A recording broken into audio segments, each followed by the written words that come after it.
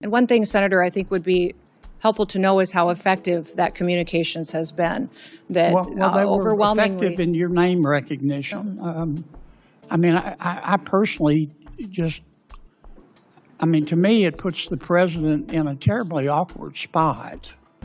And and I'm not saying you're not telling the truth. It's just hard for me to believe, knowing the president, as I do, that you said, Mr. President, here's some ads I've cut, and I'm going to spend $220 million running them, that he would have agreed to that. My research shows that you did not bid them out, that you pick, in fact, one of the people you picked, the strategy group, Safe America Media was a company formed 11 days before you picked them, and that the strategy group got most of the money, and the head of that is married to your former spokesperson. That right there is the moment the whole thing blew open, because once Kennedy said it out loud, the story stopped being about public messaging and started being about something much uglier: taxpayer money, political relationships, and a cabinet official who suddenly looked a lot less like a watchdog and a lot more like the person who needed watching. That's why this hearing landed so hard. Not because it was loud, but because it was precise. Kennedy wasn't ranting, he was building a case, and that's what made this exchange so brutal for Kristi Noem. She walked into that hearing acting like this was a simple defense of DHS communications, but the more she talked, the more the questions narrowed. First it was about oversight, then it was about those ads, then it was about who got paid, then it was about whether the president actually signed off. And once all of those pieces started stacking together, this stopped looking like normal government business and started looking like a very expensive exercise in self-promotion with some awfully convenient connections in the middle of it. So before we get into the rest of this, hit like, subscribe, and drop your take in the comments, because this is one of those hearings where the tone tells you everything. Kennedy came in loaded, Noem came in confident, and by the end, confidence was pretty much all she had left. Now the reason this hearing matters is because Noem didn't get trapped by one random gotcha. She got trapped by her own framing. She wanted to present herself as the person cleaning up waste and abuse at DHS. Great line. Sounds responsible, sounds tough, sounds like exactly what voters want to hear. The problem is, once you say that, every big spending decision has your fingerprints on it. You don't get to brag about tight control and then suddenly turn into a bystander when the spending looks ridiculous. And that's where Kennedy started tightening the screws. I believe you have a policy, Madam Secretary, that you have to approve all contracts at your department over $100 million.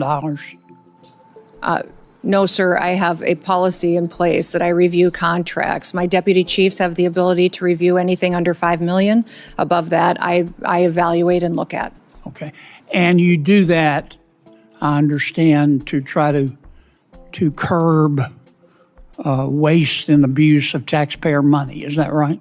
Yes, sir. In fact, it's been extremely effective. How do you square that concern for waste, which I share, with the fact that you have spent $220 million running television advertisements that feature you prominently? Sir, the president tasked me with getting the message out to the country and to other countries where we were seeing the invasion come from, with putting commercials out that told them that if they were in this country illegally, that they needed to leave, or we would detain them and remove them, and they'd not get the chance to come back to America the right way. And there it is, the contradiction that basically drives this entire story. She says she reviews contracts over $5 million. The ad spending was $220 million, not $220,000, not a rounding error, $220 million.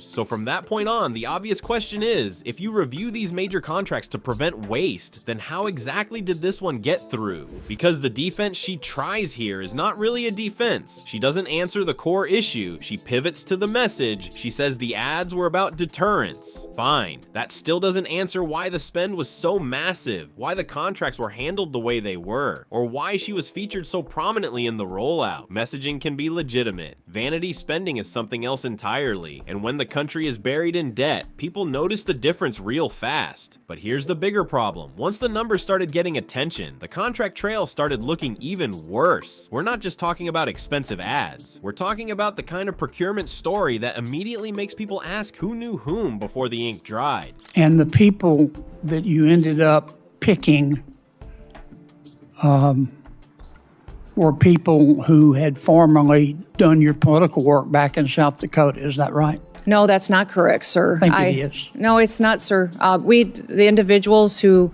I believe the careers who they chose were two different media firms. There's been conversation about their subcontractors, but we have no legal authority to look into subcontractors on work like that. Okay. And you're saying that you're testifying that President Trump approved this ahead of time. Is that my understanding?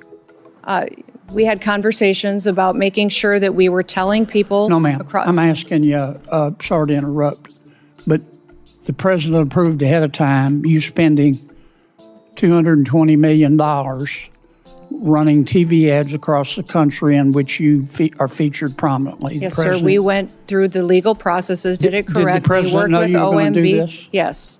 He did. Mm-hmm. Yes. That exchange is brutal because Kennedy is doing two things at once. First, he's pinning down the relationship question. Second, he's locking in her answer on presidential approval. And when a seasoned operator does that in public, it usually means he already knows exactly where the weak spots are. Notice how Noem tries to create distance. Suddenly, it's not really about the people who got picked. It's about firms, subcontractors, process, legal authority, all the usual fog machine language that shows up when somebody wants to sound specific without actually being specific. That's a red flag, because if your defense depends on moving the conversation from who benefited to technically we don't oversee this layer of contracting, you're already losing the political argument. And then comes the Trump approval claim. That's where the floor starts shaking, because if the president explicitly approved a $220 million ad campaign featuring you, that's an extraordinary thing to say under pressure. And if later the president's recollection doesn't line up with yours, then now you don't just have a spending controversy, you have a credibility problem at the very top. This is also why Kennedy was such a dangerous person for her to spar with. People hear the accent, the one-liners, the deadpan style, and they forget this guy spent years dealing with public money. He knows how procurement questions work. He knows how people dodge. He knows when someone is answering around the point instead of through it. So this was never just some senator fishing for a cable news clip. This was a prosecutor-style sequence dressed up like a polite conversation. And what really made Noem's position weaker was the optics surrounding the firms involved. A newly formed company gets a massive contract. Another politically connected orbit shows up around the spending, and tied into that universe is a spokesperson relationship that makes the whole thing look even more clubby. Maybe every technical box got checked, maybe not, but politically it looked awful. And politics is not just about what you can defend on paper, it's also about whether normal people hear the story and instantly say, come on. That's why this next moment mattered, even though it's short, because Noem thought she had a better argument, effectiveness. But the minute she tried that move, Kennedy turned the whole thing back on her. You have spent $220 million running television advertisements. And one thing, Senator, I think would be helpful to know is how effective that communications has been. That well, they were overwhelmingly effective in your name recognition. That line landed because it cut straight through every bureaucratic excuse. Forget procurement jargon. Forget layers of review. Forget the official purpose for a second. What did the public actually see? They saw Kristi Noem over and over. So when she asks the room to judge the campaign by effectiveness, Kennedy basically says, oh, it was effective all right, just maybe not in the way taxpayers were supposed to pay for. And that's the political killer in this whole story. The issue isn't just whether the ads aired, it's whether they looked like border enforcement messaging or a personal rebrand on the public dime. That distinction matters a lot because voters are willing to tolerate hardline messaging. They are far less willing to tolerate the impression that somebody used government resources to put their own face front and center. And once that perception sets in, every other defense starts sounding weaker. The message was important, sure. The process was legal, maybe. I didn't choose the contractors. Hold on, I thought you reviewed the big contracts. You can feel the walls closing in. The story gets simpler every time she talks, and simpler is dangerous when the simple version makes you look bad. Now here's where the hearing goes from uncomfortable to nearly impossible to defend, because after saying she reviews major spending, after saying it was effective, after denying the contractor angle, she tries one more pivot, and this one may have been the most revealing of all. We all have friends who are qualified. I'm not quibbling with that. It troubles me. A fifth to a quarter of $1 billion of taxpayer money when we're scratching for every penny and we're fighting over rescission packages. I just can't agree with, Madam Secretary. Are you still running those ads? No, Senator, I did not have anything to do with picking those contractors. I know politicals at the Department of Homeland Security did. I understand. Are you Rear still running officials those followed ads? the competitive bid process for Are you that. still running those ads? I think the ads are due to end here in March, I think within a week or two. I'm not sure of the update. The one that is running is focusing on angel families. Have you seen that? It is the one that's talking about this is our why.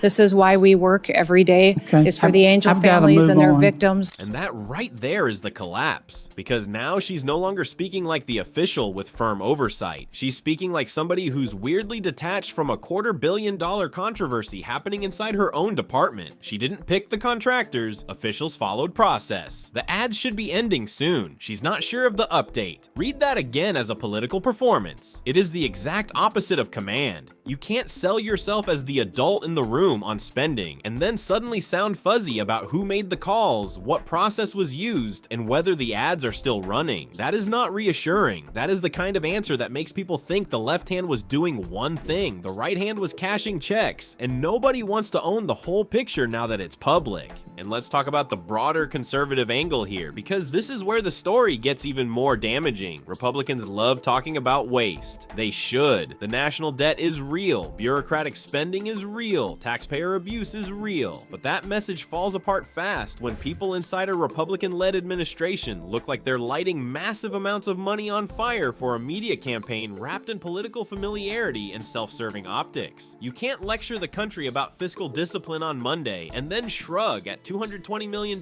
in ad spending on Tuesday. That disconnect is exactly why stories like this hurt more than the average scandal. They undercut the brand, and the timing made everything worse. Questions around the contracts, questions around who benefited, questions around whether the president truly signed off, questions around why a key spokesperson had already stepped away. None of that proves every worst assumption, but politics doesn't wait for courtroom standards. Politics runs on trust, perception, and consistency, and on those three things, this hearing was a disaster, because Kennedy's core point was never complicated. If you're going to spend that kind of money, you'd better have a clean process, a rock-solid explanation, and absolute confidence in every answer. Noem didn't have that. She had fragments, she had pivots, she had contradictions, and when you're under oath or close to it in a setting like that, fragments are fatal. So in the end, this wasn't just a bad hearing, it was a perfect example of how a political image can crack in real time. Kristi Noem tried to present this spending as necessary, strategic, and properly handled, but the more the details came out, the more it looked like a mix of self-promotion, insider overlap, and accountability that vanished the second the questions got serious. That's why this exchange mattered. It exposed the gap between the message and the management. Let me know what you think in the comments. Was this legitimate government messaging, or did this look like taxpayer-funded political branding dressed up as border policy? And if you want more breakdowns like this, like the video, subscribe to the channel, and stick around, because when the spin falls apart, that's when the real story starts.